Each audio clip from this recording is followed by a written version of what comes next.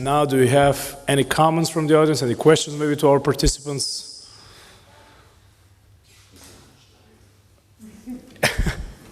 Any final remarks maybe from the panelists?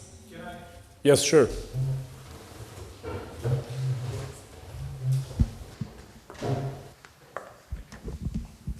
Thank you very much. I will address in English. I thought that I would stay silent during the debate, but since you opened some discussion regarding the substance, which is very relevant and important, I would like to share some opinion. First of all, I would like to thank you all for being here. Thank you to my colleague, Professor Ivan, for inviting me. I'm really glad that I can participate here. My name is Lazar Tripkov. I work as a professor of graphic design. I have been dealing with virtual reality since COVID times. My idea of the virtual immersiveness and cultural heritage in virtual reality and virtual world is my challenge in order to better understand the civic duties, obligations, or maybe challenges facing societies on a huge scale. How I understand the last guest in the segment of lowering down the discourse that is very relevant into understanding of the substance of the people. This is something that is very important, and thank you for bringing that here. I wrote some notes here in order to be more specific on my topic, because usually we talk a lot about symbolism, forgetting about the substance. This is something that is very important, because this is creating peripheral cultures in our environment and understanding of that, and usually that leads to recycling of ideas, which happens a lot in our concept of understanding art. Because art in today's world is not just an idea of beautifulness of seeing the image, but also understanding or leaving some remarks or thoughts regarding what it can lead to, or what it can create, or the way how it can shape the societies, or even future generations that we somehow forgot. And in that segment, I think that the cultural diplomacy can act as a soft power, by maneuvering the ideas of polishing national images. This is something that I try to learn more into the virtual environments in order to see how it transfers the digital subject as a human in the new ideas of the perception, because this can not only create critical appearances, but also can decolonize our idea about the future in the world.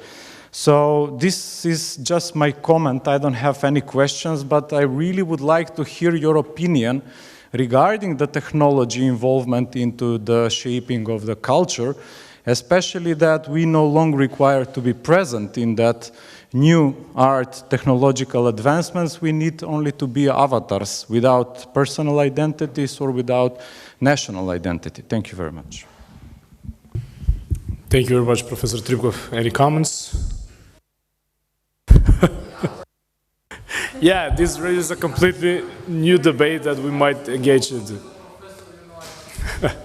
Did you invite him to the lunch? Because maybe we can discuss during the lunch. Perfect. Now we're going to extend the invitation for the lunch. Okay. So, yeah, sure, Peng. Yeah. Yeah, so actually I used to in New York, I did some, have you heard about non-fungible token, the NFT? Like it's related to digitalized, because right now I think UNESCO is promoting digitalized cultural heritage.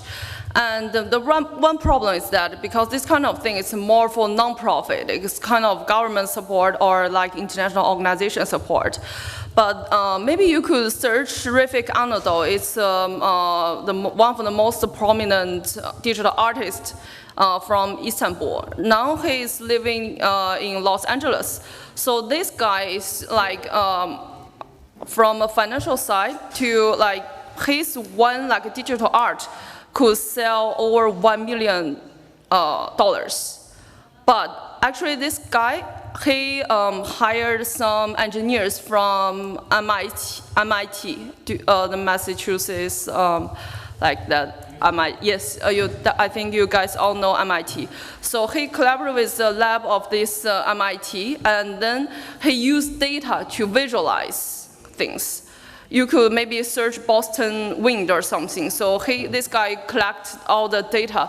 And also he was collaborating with the modern MoMA, the Modern Art Museum in New York. So I also went there and I talked with him and his team. So this guy has a whole engineering team from MIT. And he's good at not only just like digitalize the art, visualize the data. It's not only just the beauty of the thing, it's also he's good at marketing. So that's why his digital art could sell over $1 million for easily. And it's not only just because of money, it's also like he was be able to use this to raise awareness, because I feel like the cultural heritage, we definitely have struggled with engaging young audiences. Like young people, I don't know, maybe, I don't know in Macedonia, but I realized like in New York and in like China, they are they want to express themselves, and they also want to get innovative things, and they also need like financial incentives.